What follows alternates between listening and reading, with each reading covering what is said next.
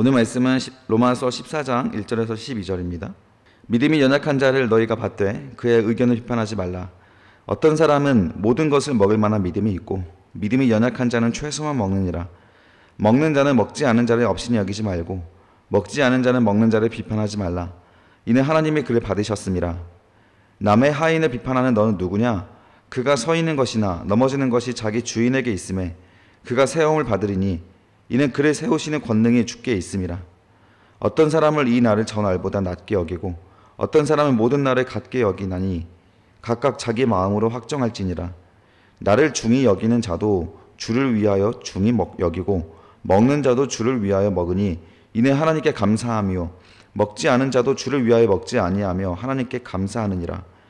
우리 중에 누구든지 자기를 위하여 사는 자가 없고 자기를 위하여 죽는 자도 없도다. 우리가 살아도 주를 위하여 살고 죽어도 주를 위하여 죽나니 그러므로 사나 죽으나 우리가 주의 것이로다. 이를 위하여 그리스도께서 죽었다가 다시 살아나셨으니 곧 죽은 자와 산 자의 주가 되려 하심이라. 내가 어찌하여 내 형제를 비판하느냐? 어찌하여 내 형제를 업신 여기느냐? 우리가 다 하나님의 심판대 앞에 서리라.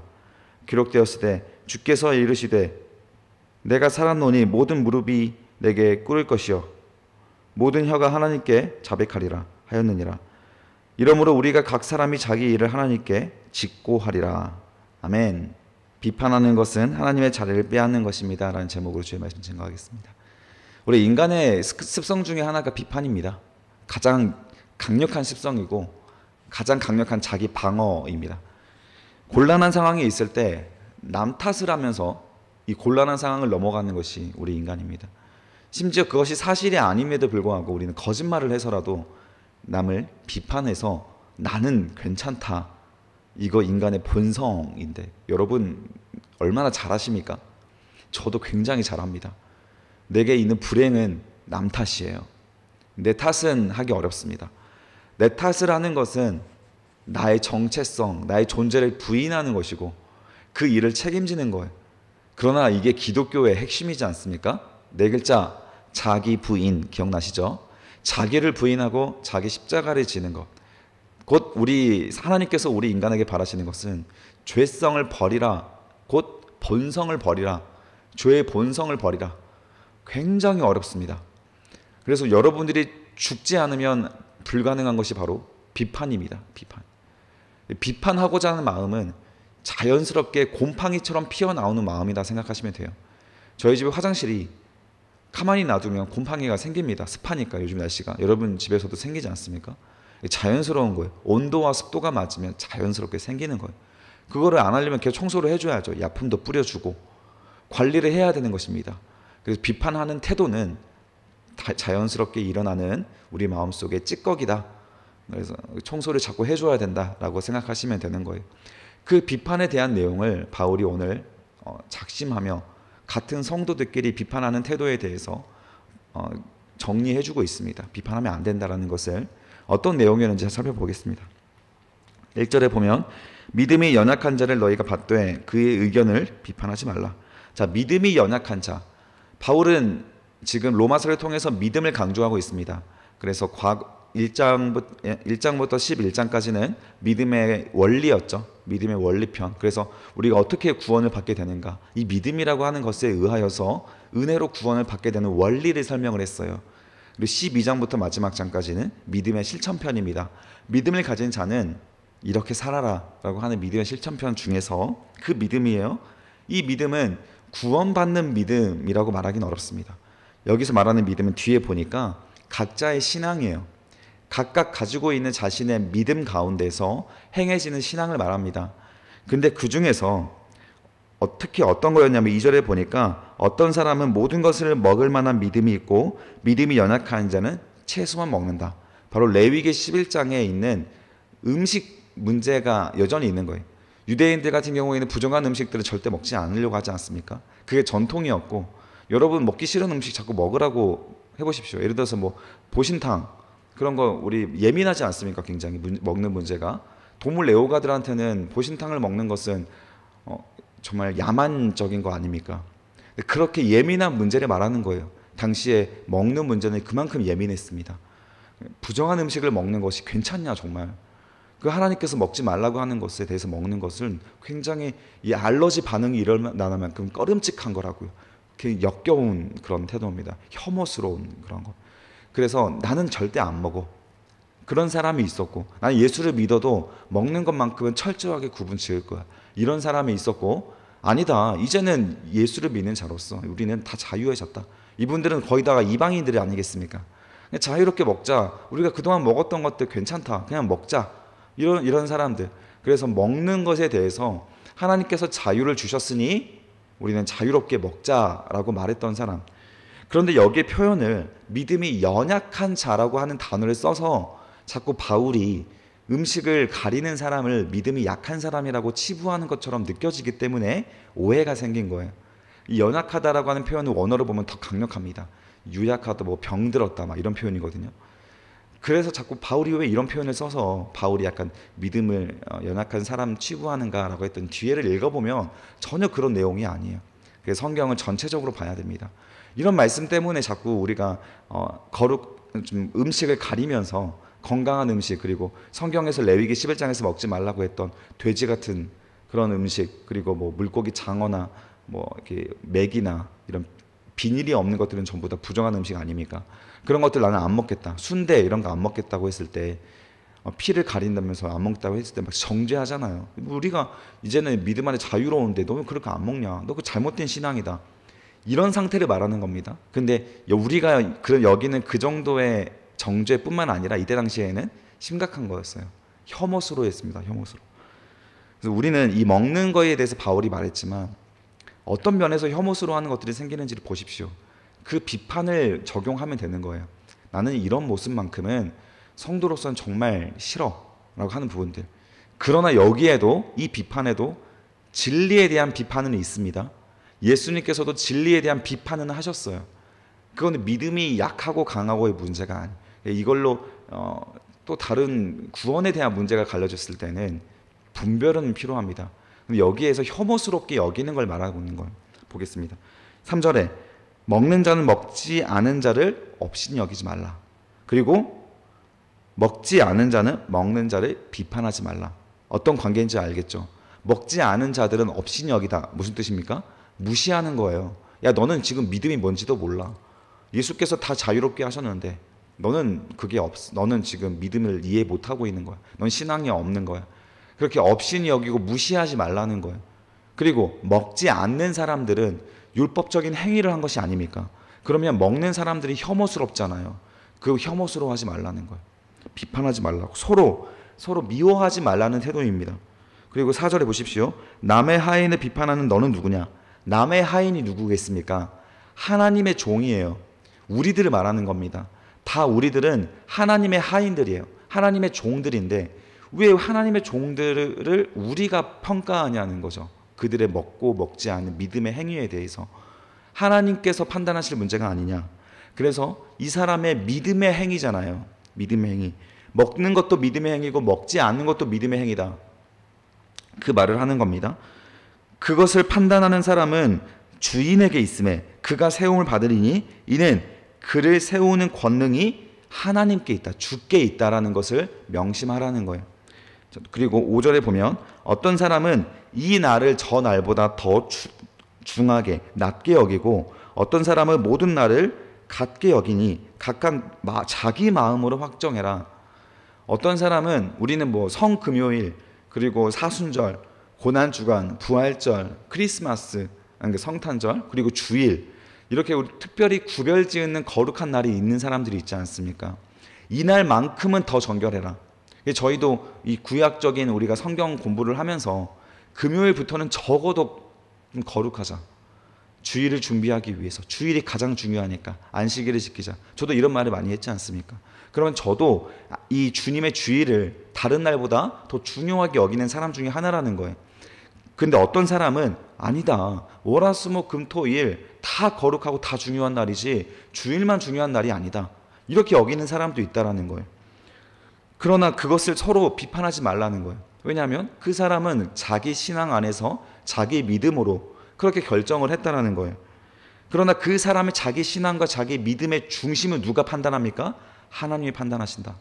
그래서 나는 내 마음대로 내 신앙대로 그냥 뭐 자유롭게 하겠다. 뭐 하십시오. 그러나 그 심판은 누가 하십니까? 하나님이 하신다라는 거예요. 하나님. 그래서 나는 내 원하는 대로 살아가겠다 했을 때 하나님 보시기에 부끄럽지 않다라고 확신이 되십니까? 근데 무엇으로 확신을 하십니까? 성경적인 것으로 확신을 하셔야 됩니다. 성경의 어떤 근거로 나는 주일이 중요하지 않아. 난 다른 날 예배 드릴 거야. 여러분들의 정의를 성경 안에서 발견하셔야 되는 거예요. 그래야 하나님 안에서 정죄함이 없습니다. 그리고 6절에 보면 나를 중히 여기는 자도 주를 위하여 주를 중히 여기고 먹는 자도 주를 위하여 먹으니 이는 하나님께 감사하며 먹지 않은 자도 주를 위하여 먹지 아니하며 하나님께 감사하느니라. 결국 자기 신앙 속에 감사함으로 그 믿음의 행위가 일어나고 있다면 비판하지 말아라. 정리한 겁니다. 그리고 7절에 우리 중에 누구든지 자기를 위하여 사는 자가 없고 자기를 위하여 죽는 자가 없다. 자, 그래서 이렇게 믿음으로 서로 비판하지 않을 사람들의 조건이 있습니다. 이런 사람들의 믿음은 돈 터치하십시오. 만지지 마십시오. 어떤 사람이에요? 우리 중, 바로 성도. 이 성도는 어떤 사람들입니까? 살아도 주님을 위하여 살고 자기를 위하여 사는 자가 없고 자기를 위하여 죽는 자가 없는 존재가 바로 성도예요. 여러분들이 주님을 위해 살고 계십니까? 그렇다면 여러분들의 믿음을 하나님 외에는 그 누구도 비판할 수 없습니다. 8절 우리가 살아도 주를 위하여 살고 죽어도 주를 위하여 죽나니 그러므로 사나 죽으나 성도는 누구의 것이다? 하나님의 것이다. 우리가 찬양을 이런 복음성가에 있지 않습니까? 사나 죽으나. 참 아름다운 찬양이지 않습니까? 우리는 사나 죽으나 주님의 것입니다. 이 고백은 무슨 고백이냐면 우리는 성도입니다. 나는 성도입니다. 내가 오늘 밥을 먹는 이유, 나는 우리가 취직을 하는 이유, 직장에 가는 이유, 하루를 살아가는 이유, 모든 사는 이유는 나의 희노애락을 위한 것이 아니요, 바로 하나님의 영광을 위한 것입니다. 여러분들이 하는 오늘 모든 행위들을 하나님을 위해서 할 수 있는 사람이라면 여러분들은 성도입니다. 그러나 여러분들이 하고 있는 일이 단지 여러분들의 쾌락과 희락을 위한 것이라면 성도의 삶은 아닙니다. 그래서 그런 행위 안에서 일어나는 것들을 믿음이다, 자유함이다라고 한다면 오히려 하나님의 이름을 망령되이 사용하는 것입니다. 비판할 수 없는, 서로 믿음을 돈 터치해야 되는 사람들의 믿음의 수준을 아시겠습니까? 분별은 필요합니다. 9절입니다. 이를 위하여 그리스도께서 죽었다가 다시 살아나셨으니 곧 죽은 자와 산 자의 주가 되려 하심이라. 네가 어찌하여 내 형제를 비판하느냐?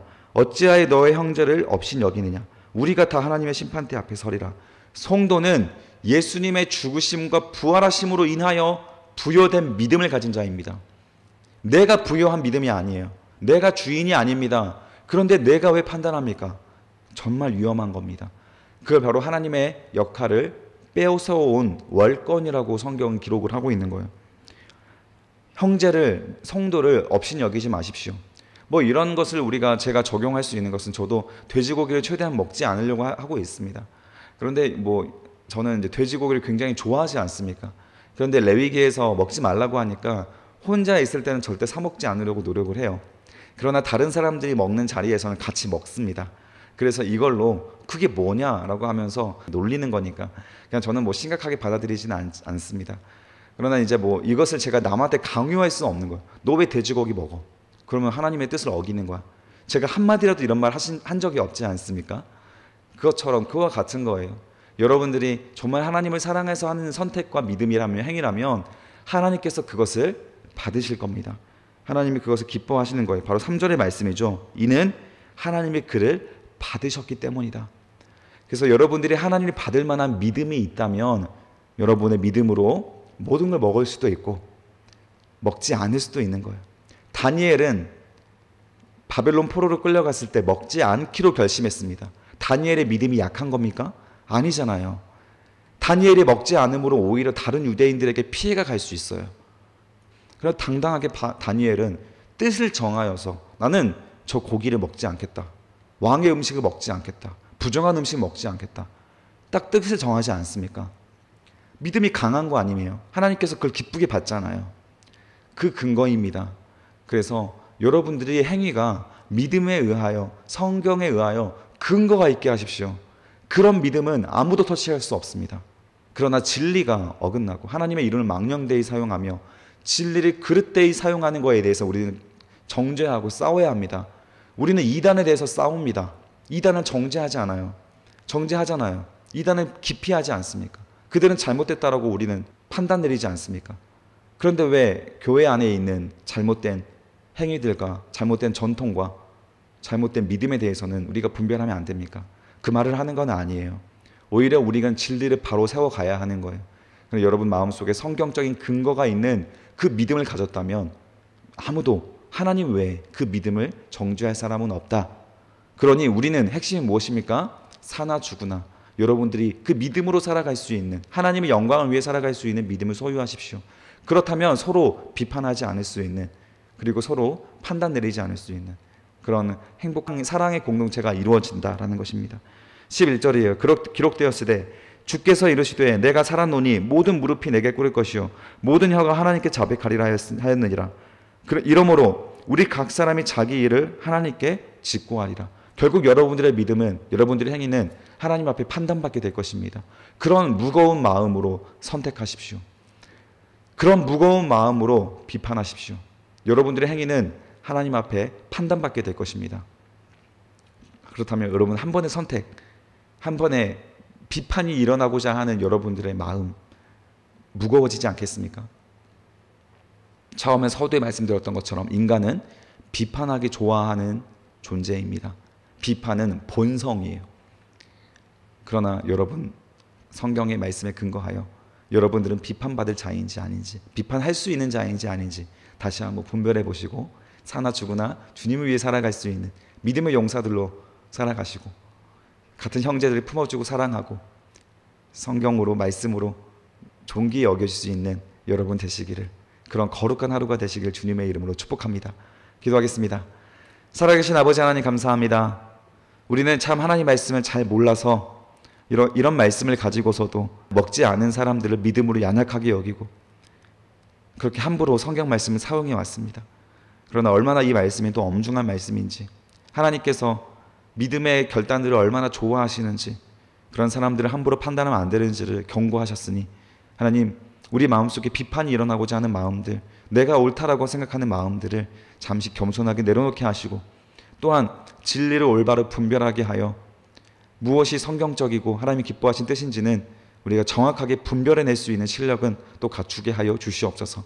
오늘 하루 우리에게 일어나는 수많은 자기 방어적인 비판심이 우리 마음속에 일어나고자 할 때 하나님, 우리의 마음을 정결하게 하사 하나님의 사랑의 눈으로 세상을 보게 하시고 우리가 살아가고 있는 오늘 하루의 생활 터전을 보게 하여 주시옵소서. 오늘 만나는 모든 사람마다 사랑의 언어로 반응할 수 있도록 도와주시옵소서. 감사드리며 예수님의 이름으로 기도드립니다. 아멘. 여러분은 성경 읽어보니까 비판도 마음대로 못하죠. 정말 어려운 겁니다. 모든 것이 어려운 것이 정답입니다. 그래서 신중하게 오늘 하루하루 여러분들의 선택을 무겁게 하시며 하나님을 사랑하는 성도답게 사나 죽으나 예수의 이름으로 사는 여러분 되시길 축복합니다.